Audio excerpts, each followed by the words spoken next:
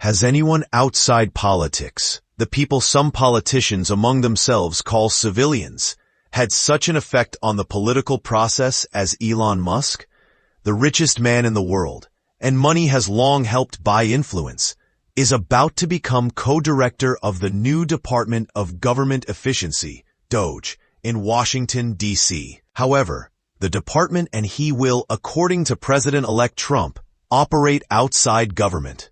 Musk and Vivek Ramaswamy, with whom he will lead DOGE, have said they will serve as outside volunteers, not federal officials or employees.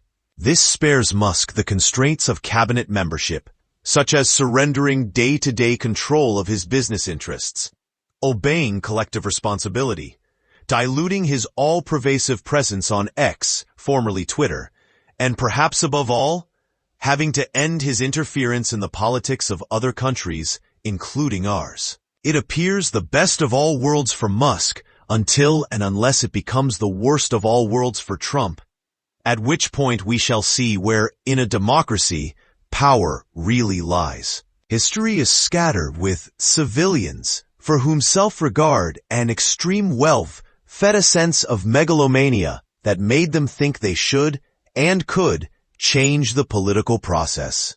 Sometimes they managed to stay on the right side of the line of propriety and, by using their wealth to do good works, did great public services.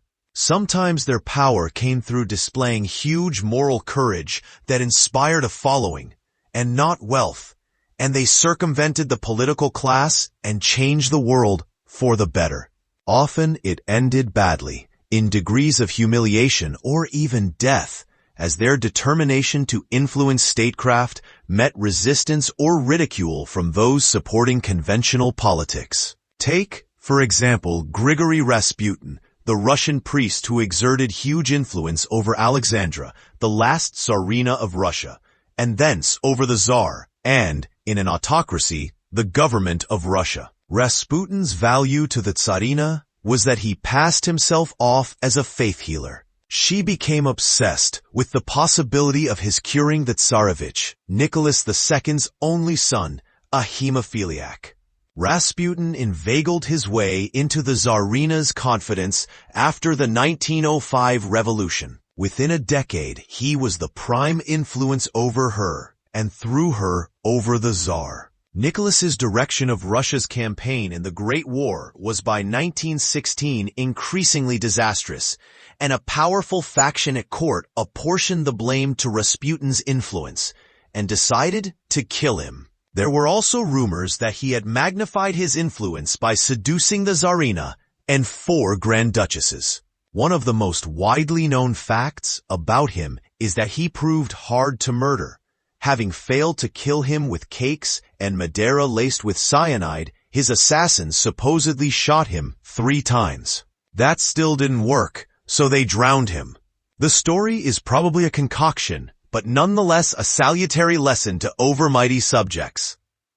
At that time, Britain had its own civilian disruptor. The press baron Lord Northcliffe owned the Daily Mail and the Times, exerting influence on all levels of society. A conservative government had ennobled him for services rendered, but during the Great War he became determined that Lloyd George, a liberal in charge of a conservative-dominated coalition, would take orders from him as some sort of tribune of his readership. He was humored to start with and given an envoy role to the United States. But when he started insisting Lloyd George make policy and appointments according to his wishes, the Prime Minister cut him off savagely.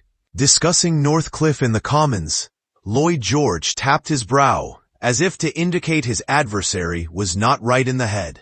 Northcliffe's mental health unquestionably imploded before his death, possibly from syphilis, in 1922. An orthodox political system was too strong for him to defeat. His American counterpart was William Randolph Hearst, whose ethical standards exerting influence through his press ownership were even lower than Northcliffe's. He tried and failed to become President of the United States in 1904, and similarly failed in the same decade to become Mayor of New York and Governor of New York State. He built, but never finished, a castle on the coast of his native California, a symbol of his megalomania. He inspired Citizen Kane. He projected a distorted worldview to tens of millions of Americans, and the difficulties Roosevelt had in ending isolationism were not least down to Hearst.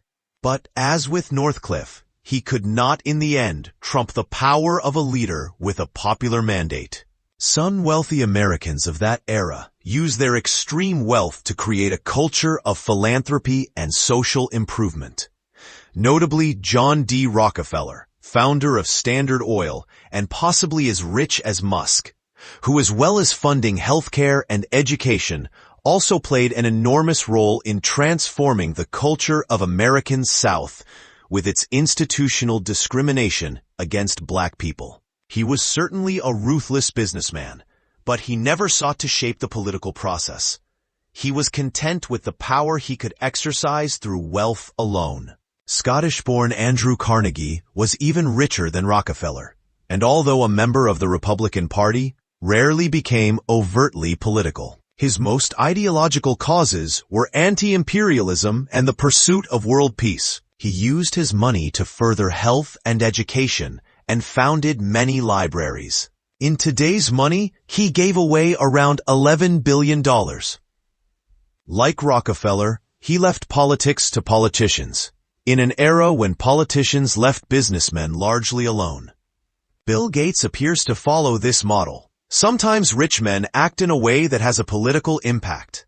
George Soros's ditching of sterling in 1992 helped create Black Wednesday, drove Britain out of the European exchange rate mechanism, and, as a consequence, made it politically impossible for the country to join the euro when it was launched in 1999. Sometimes political impact comes from civilians blessed with moral force.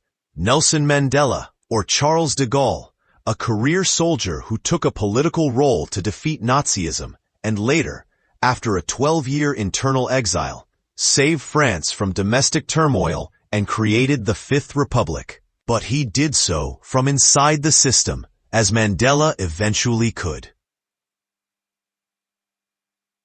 The contemporary version of the civilian political influencer is often a celebrity. George Clooney played a part, it seems, in forcing Joe Biden to withdraw from last year's presidential race.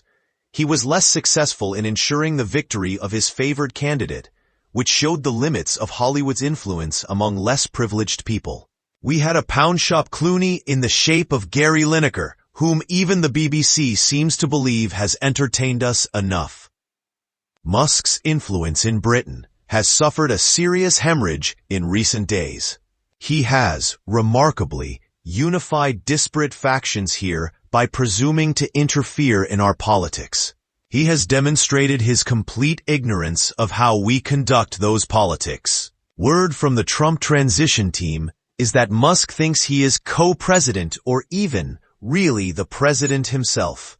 And many of them don't like it. As the biggest donor to the Trump campaign, he is being indulged for the moment. That moment, given his behavior is erratic even by the culture of the president he is notionally serving, may not last that long.